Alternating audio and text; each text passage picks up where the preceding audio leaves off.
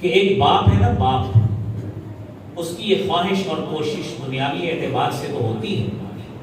سارے والدین ایک طرح کے نہیں ہوتے، بہت سے ماشاءاللہ اچھے والدین ہیں جو دینی لحاظ سے بچے کی بڑی اچھی تربیت کرتے ہیں. باپ بچے کو دکان پہ ساتھ بٹھاتا ہے، جو وہ کام کرتا ہے بچے کو ساتھ سکھاتا ہے، بیٹا یہ کام یوں کرتے ہیں، بل ایسے بناتے ہیں، یہ فلاں مال ہم فلاں کمپنی سے منگواتے ہیں، اس سے اتنا نفع ہوتا ہے، فلاں سے اتنا منگواتے ہیں، اس سے اتنا نفع ہوتا ہے، ہم نے اس کو اختیار کرنا ہے جس سے اتنا نفع ہوتا ہے. یہ باپ ہر رموز اپنے بچے کو سکھاتا ہے. یہ دنیا جیسے ہی ختم ہونی ہے، یہ سارا کاروبار وہیں پہ ختم ہے. اس کاروبار میں ساتھ نہیں جانا. جس دین نے، جس تعلیم نے ہمارے ساتھ جانا ہے، تصور کیجئے اس اعتبار سے ہم نے کس طرح تربیت کی ہے، اور وہ تربیت کا حق حضرت ابراہیم نے ادا کیا تھا. وَوَصَّى بِهَا إِبْرَاهِيمُ بَنِيهِ وَيَعْقُوبُ يَا بَنِيَّ إِنَّ اللَّهَ اصْطَفَى لَكُمُ الدِّينَ فَلَا تَمُوتُنَّ إِلَّا وَأَنْتُمْ مُسْلِمُونَ.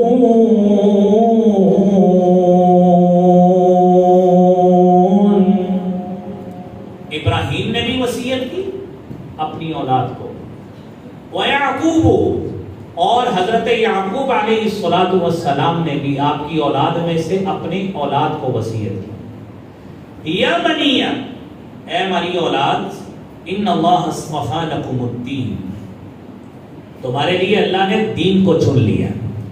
فلا تموتن الا وانتم مسلمون، اب تم نے مرنا ہے تو یہ کیفیت ہو کہ تم خالص اللہ کے مطیع اور فرما بردار بندے ہو، اس کیفیت میں تمہاری موت آئے. اللہ کی نافرمانی میں، کفر میں، شرک میں، بدعت کے ارتکاب میں، سنت سے نفرت میں تمہاری موت نہیں آنی چاہیے. سنت کو تھامتے ہوئے اس کا تحفظ کرتے تمہاری موت آنی چاہیے.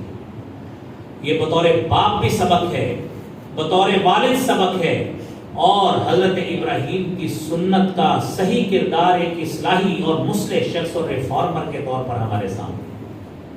اور آپ دیکھیے ابراہیم علیہ السلام نوجوان تھے. جب نوجوانی کے عالم میں قوم کو کفر اور شرک میں مبتلا پایا، سارے لوگ اپنے اپنے مشاغل میں مصروف، اپنے بتوں کو چھوڑ کے چلے گئے. اور آپ تصور کیجئے نبی کریم صلی اللہ علیہ وسلم نے جو 7 خوش نصیب بندوں کا تذکرہ کیا ہے کہ سبعۃ یظلھم اللہ یوم لا ظل الا ظلہ، کہ 7 قسم کے خوش نصیب لوگ ہیں. یظلھم اللہ، کہ اللہ کریم انہیں قیامت کے روز اپنے عرش کا سایہ دے. یوم لا ظل الا ظلہ، جس دن سوائے اس کے سائے کے اور کوئی سایہ نہیں ہوگا. اس میں دوسرا خوش نصیب آدمی وہ ہے رجل شاب نشأ فی عبادت اللہ، نوجوان آدمی جس کی نشو و نما ہی اللہ کی عبادت پہ ہوئی. یہی جوانی ہے. بڑھاپا ہو جانا نا، اولاد نے ہمیں دکان پہ بھی نہیں بیٹھنے دینا. سرکاری ملازمت ہوگی، 60 سال پہ ریٹائر کر دیں گے، ادھر بھی کسی کام کے نہیں رہیں گے. تو پھر اس وقت تو مسجد میں ڈیرا ڈالنا ہی ہے.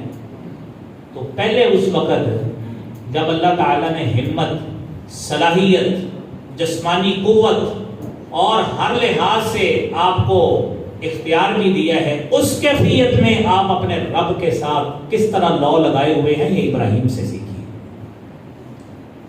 کہ جب بتوں کو توڑا ہے، واپس آ کے کیا ہوا، وہ واقعہ آپ نے علماء سے کثرت میں سنا.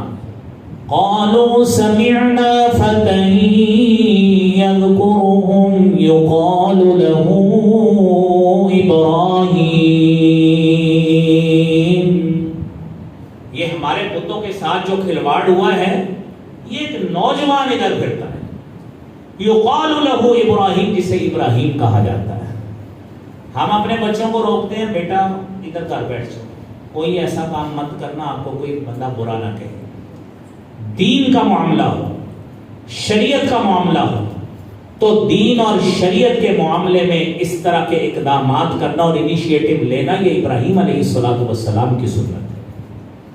اور میرے بھائیوں آپ دیکھیے، یہ ابراہیم علیہ السلام نے ہمارے سامنے یہ ایک ایسا کردار پیش کیا ہے، ایک ایسا حقیقی معنوں میں ایک اصلاحی شخص کے طور پہ، ایک ریفارمر کے طور پر، کہ اکیلا ابراہیم ایک طرف ہے، گھر سے مخالفت ہوئی وہاں پہ بھی مصلح کے طور پہ کردار سامنے آیا، معاشرے میں غلط کام دیکھا وہاں پہ بھی مصلح ریفارمر شخص کے طور پہ کردار پیش کیا، لوگوں کو بتوں کی پرستش میں مبتلا پایا وہاں پہ بھی ایک مصلح کا کردار پیش کیا ہے، اللہ رب العالمین سے مانگنے اور تعلق نبھانے کا کردار آیا ہے، اس وقت بھی ابراہیم نے پوری امت کے لیے اپنا ایک ریفارمر کے طور پہ ایک مثالی شخص کا کردار پیش کیا۔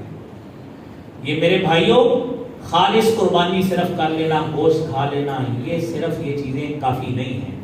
اپنی اولادوں کو یہ واقعات ابراہیم علیہ السلام کے حوالے سے، ان کے صبر کے حوالے سے، حلم کے حوالے سے، ان کی انابت کے حوالے سے، مستقل مزاجی کے حوالے سے، اللہ رب العالمین کے ساتھ ان کا جو تعلق قربت کا تھا اس حوالے سے، اور پھر اولاد نے بھی جس طرح آگے سے فرما برداری کا ایک مظاہرہ پیش کیا ہے، یہ حقیقت میں اپنی اولادوں کو یہ چیزیں بتائیں۔